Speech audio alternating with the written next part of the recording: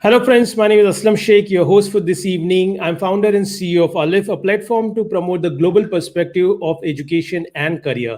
This is our 46th webinar series and broadcasted live on Facebook, YouTube, and LinkedIn pages. Every Friday, we aim to bring in the valuable speakers or to discuss the topic that is important for you and for your career. So, those who are joining us first time, let me do a quick introduction about our company, who we are, and what we do. Aleph is the name of the company. It's also the first alphabet in Urdu and Arabic language, which signifies the beginning of education. And that's the reason why we adopted this name. A company established in 2008. We have counseled over 23,000 students. We maintain very healthy 100% admission ratio to the universities we represent and a decent 95% visa ratio in the industry. We represent 14 countries and are affiliated with various international and national bodies, which you can see in front of you on the screen. We were also selected as the top 10 recommended overseas education consultants by the Insight Success in the last year. What we promise is a guaranteed admission to the university to which we are processing your application only after going through the stringent eligibility criteria check process. These are some of the universities worldwide who have students studying at bachelor's, postgraduate, or a master's level. We also help the students to identify the scholarship options. Until now of 2019, we had the database available. We had 23 crore Indian rupees worth equivalent scholarship distributed to our students to the various universities and colleges where they are studying at various different heads of the scholarship, which are there in front of you.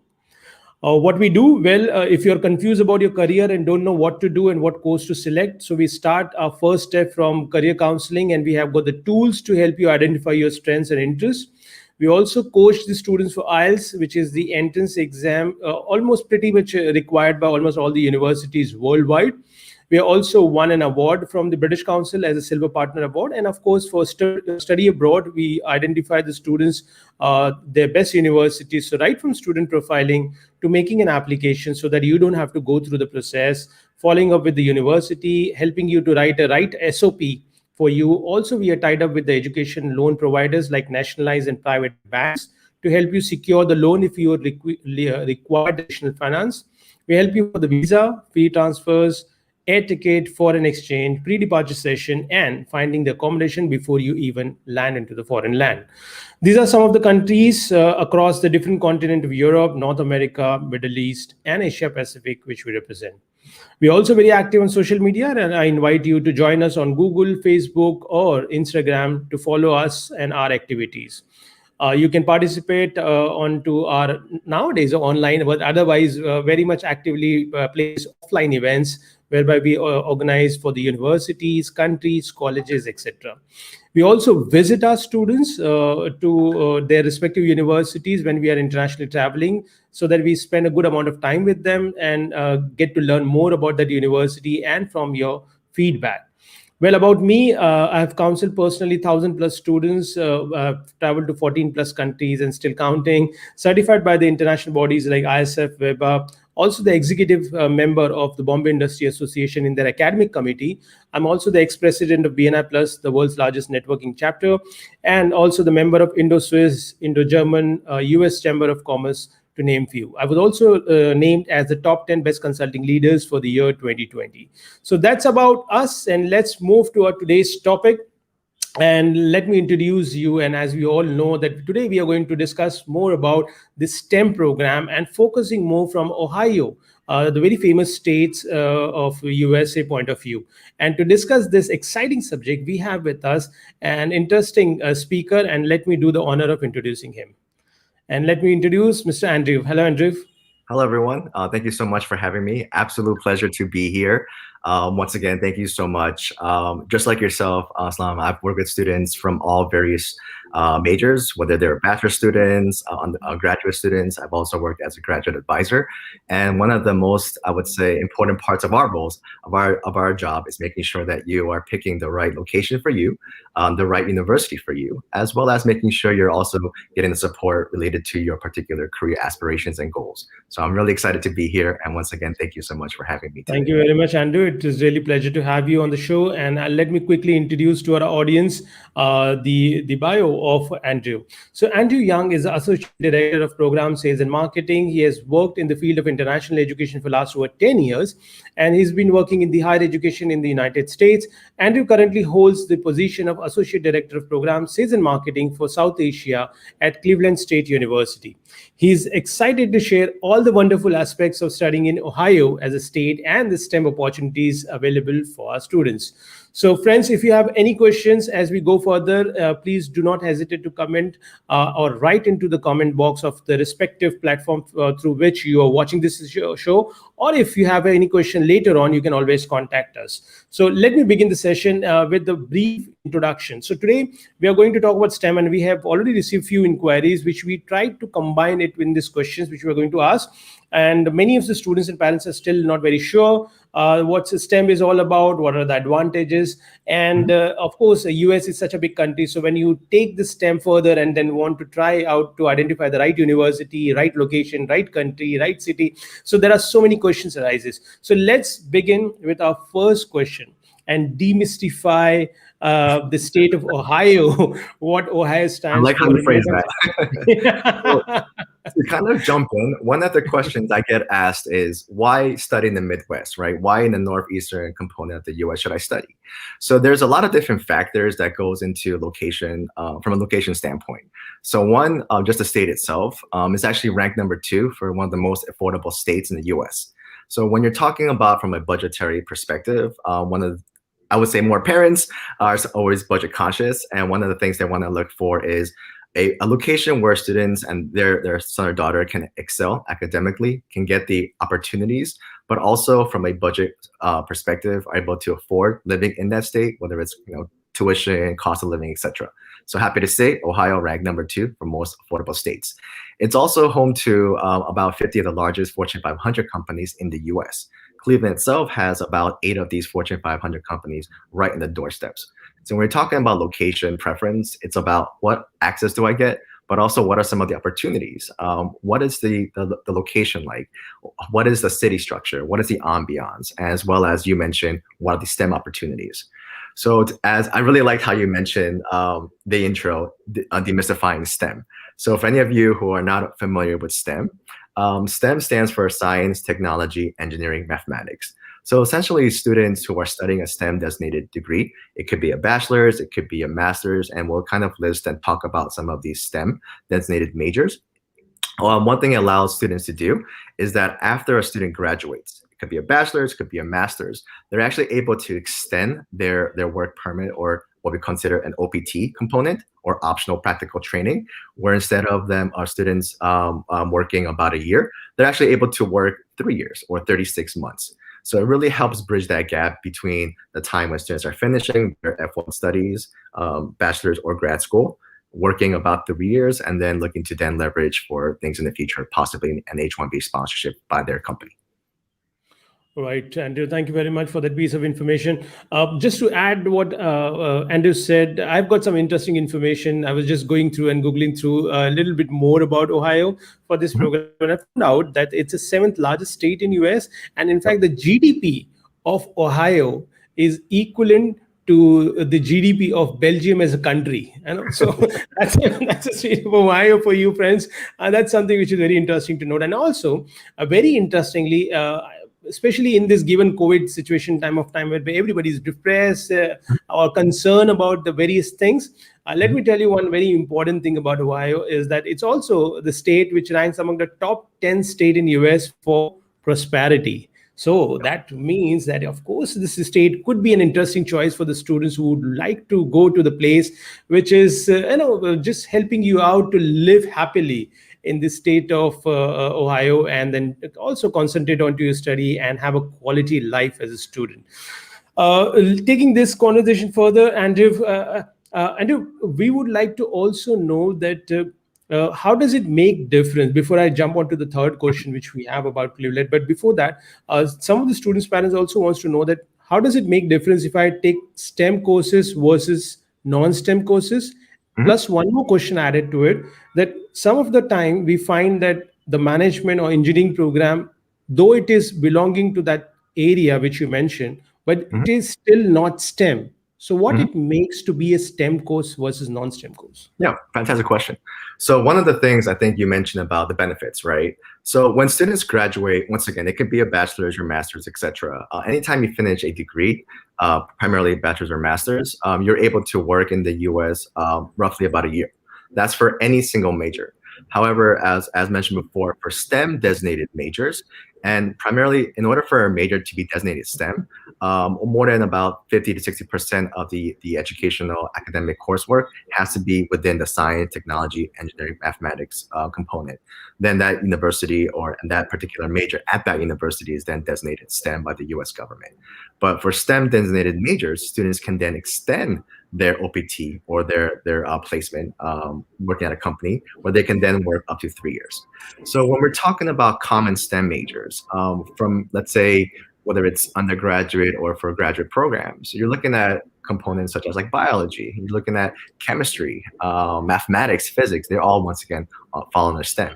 Engineering. I mean, I could list you, it'll probably be a long list, but some of the components would be in chemical engineering, civil engineering, computer science, electrical engineering, information systems, which is under College of Business, however, still a STEM designated major, or mechanical engineering onwards. So there are so many programs. There are what we consider STEM designated programs. Engineering generally has the most amount of STEM designated programs. Then you have obviously in arts and sciences or science specifically, such as your physics, chemistry, biology, etc. And within business, for undergraduate students, you have business economics, because primarily those components have the mathematical requirement to be to be STEM designated degrees. For graduate students, for example, at Cleveland State University, we have what's called the Master of Information Systems, which is a combination of technology and management, which is STEM designated. So as long as a large majority of the educational coursework falls within one of those four said categories, they are then designated a STEM degree. Wow. Thank you very much, Andrew. That was really comprehensive answers to the question. And friends, I believe that now we are clear about why you should look at Ohio as a state to study and the STEM program, which you've already asked for. Now, moving further, Andrew, there are so many institutes Mhm, there are in the state of Ohio. mhm. Can we talk more about Cleveland University? How does it stand? And why should students look at this university as the foremost option for the higher Absolutely. studies? So to kind of once again just give the support with Ohio itself, Ohio was well known for a long history of innovation, whether it's in investments related with states, STEM components, investing in the educational curriculum for students, huge access points all throughout. And one of the things that's really important for students as you look into industries that are or that fall under the STEM categories, whether it's in the health sciences or business analytics components or even the IT industries, you want to have access to these particular companies. So one thing great with CSU, particularly with access to students, is that the huge, I would say, the large component of the mission statement of the university is what we call engaged learning. So engaged learning essentially means making sure that students are able to actively utilize the education they learn in the workforce. And what does that mean? Providing internships, co-ops, etc. for students. So on a yearly basis, roughly about 3,000 plus students are actively pursuing their internships, their co-ops, etc. From an engineering perspective, we are also a tier one public research university, which means that if you're looking for research, welcome home. You have so much opportunities within the College of Engineering as well as the College of Business for those components. As I mentioned, also with the lowest cost of living nationally across all various cities, Cleveland as a city is also ranked number 16 out of all the cities for the lowest cost of living. So I always tell parents, your budget goes a long way. You're able to really help leverage and stretch all of those monetary set values. But doing a little bit of a deep dive into the College of Engineering, which a lot of students, whether it's computer science or any of the other engineering fields, we also have a state-of-the-art engineering facility that really is showcasing all of the attributes that a student can really utilize. We have an amazing research laboratory. We have amazing simulation labs. We also have simulation labs for computer modeling. We have numerous collaboration spaces or incubation hubs for students, not just in engineering, but also business, really to expand leverage, work together across departments to really help utilize all the access they have. So great opportunities, once again, for hands-on engaged learning, for getting really a network exposure and working with professionals all across your particular industry that you're looking to enter post-graduation. Absolutely, absolutely. I'm sure the students are very excited, and as I'm parents excited. also. Yeah, affordability with invention and engage-based learning is really it's altogether a big boost for the students as well as parents to choose and to look at this particular option. And friends, as Andrew said about the invention and the state of invention, let me also share very interesting information about Ohio. Do you know that the great inventor Thomas Edison came from the same state? So this is where we're talking about the invention. I talk about the invention in terms of Hollywood movies. The great director Steven Spielberg is coming from this state. And when you talk about the invention in engineering, as Andrew said, just to support his statement, the first man set his foot onto the moon, Neil Armstrong. He comes from the state of Ohio. So you have got enough reasons now to look at this university and this state more seriously for your higher education. Moving further for the next question, Andrew, what kind of STEM programs the Cleveland University has its sleeves to offer to the students at undergrads and postgrad level?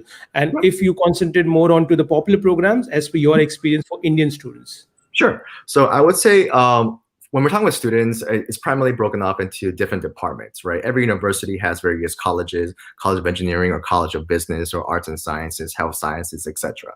So essentially you have a university broken down by schools or by colleges, depending on your major. So going into further sciences, within undergraduate degrees, biology, STEM designated, chemistry, physics, all STEM designated. When you're looking at other components such as mathematics, STEM designated. Within College of Business, we have information systems as well as business economics that are STEM designated programs. And within the College of Engineering, for undergraduate students, we have chemical engineering, civil engineering, computer science, electrical engineering, electronic engineering technology, mechanical engineering, as well as mechanical engineering technology. All STEM designated degree offerings for undergraduate students. I'm going to kind of now pivot towards some of the other well-known, most popular programs for graduate students to give you more context.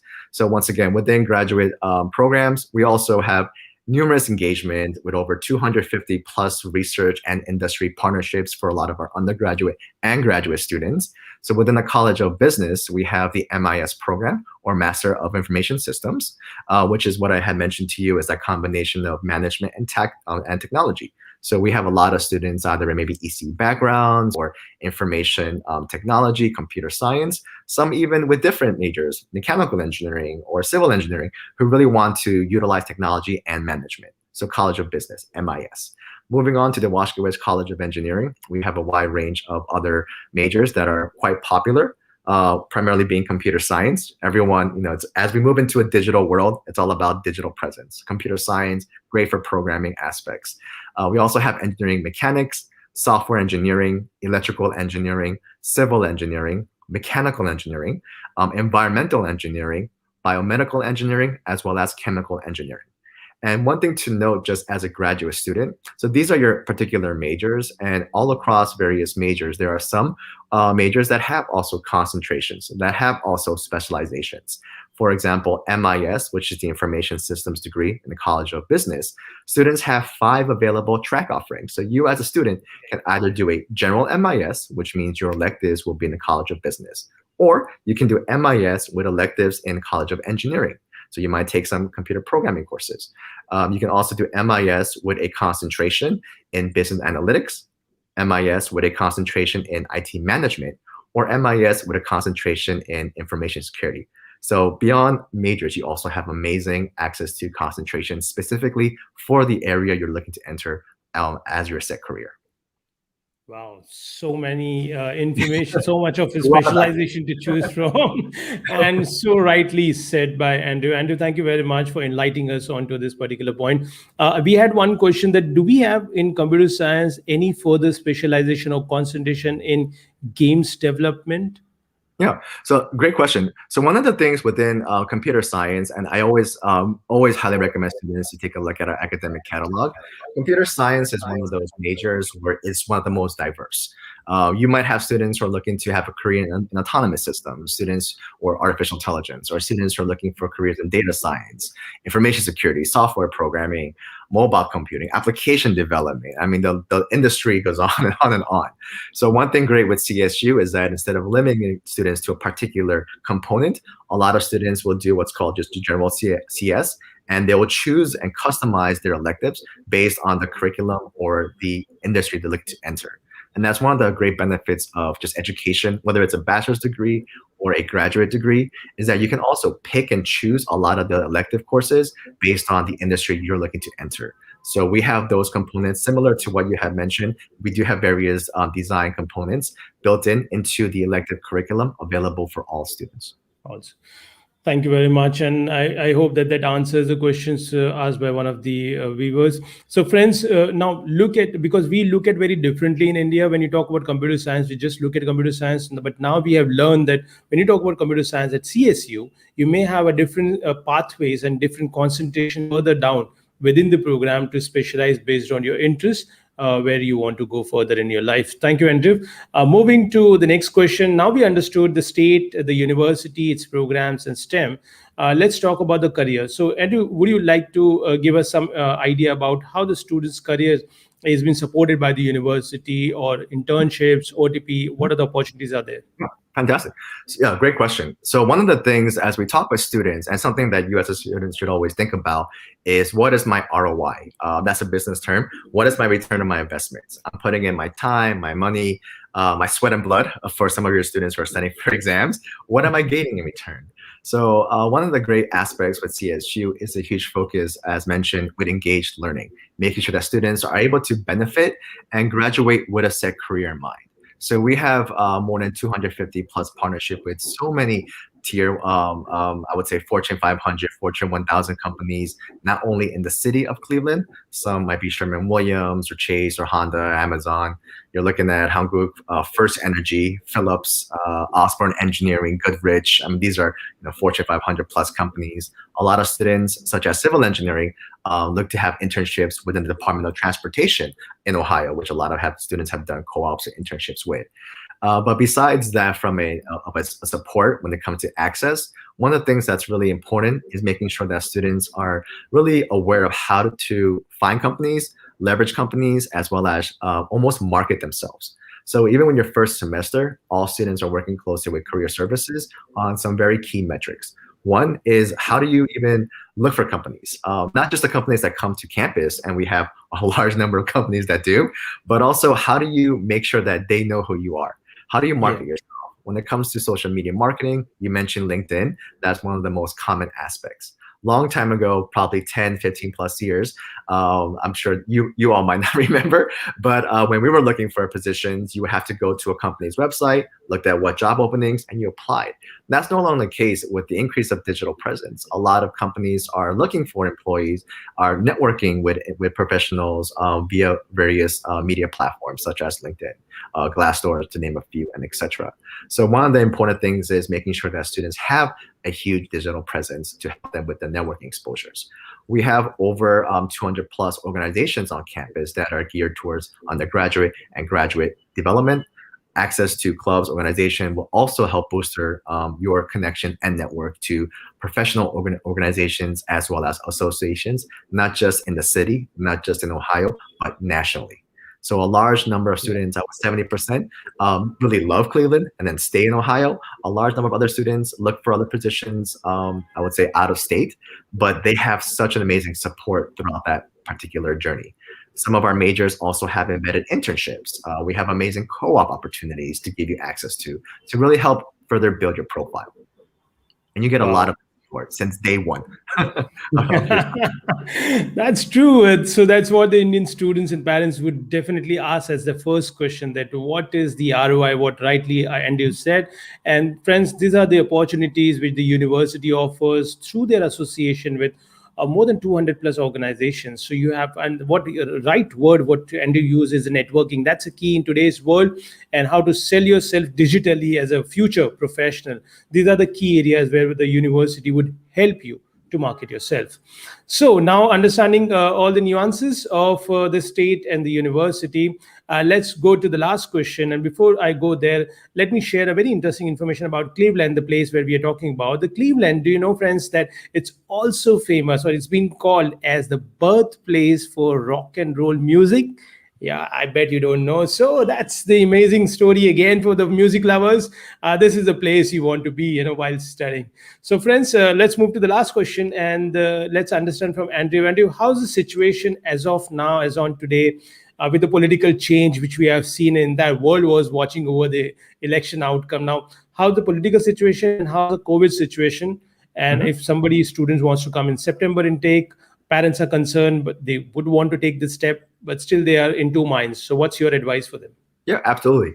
And I really like how you mentioned the birthplace of rock and roll. That's where the Rock and Roll Hall of Fame is. So great note. I'm happy you knew that and you mentioned that. Just a side Thank note, you. outside of New York City as well, New York City has Broadway. We have what's called the Golden Squares Art District, which is the second largest Broadway playhouse outside of New York City. Wow. So a little bit of fun fact for you arts and entertainment lovers. We're a very vibrant city. We're a very diverse community. And whether it's the industry or the culture, you will notice that from the first time you get off the plane and you basically are walking in the city. You notice that diversity. We have amazing South Asian restaurants, Indian restaurants, supermarkets that really make students feel safe at home. And it almost feels like they're actually back home. We also celebrate Diwali on campus. We celebrate Holi on campus. And the city itself Wow. is, once again, very welcoming. When we're talking about just measures with COVID, one of the things to note is that in fall 2020, we actually had students come overseas and study on campus. We were actually open. It was not just distance learning or remote learning or online. We actually had students be able to register for in-person classes. Same for the spring semester, spring 2021, which is currently going on, this Yep. particular intake.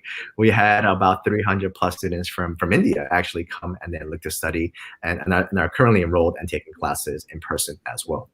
When it comes to the measures and safety, that's something that's really important, not just for students, but also for faculty and staff alike.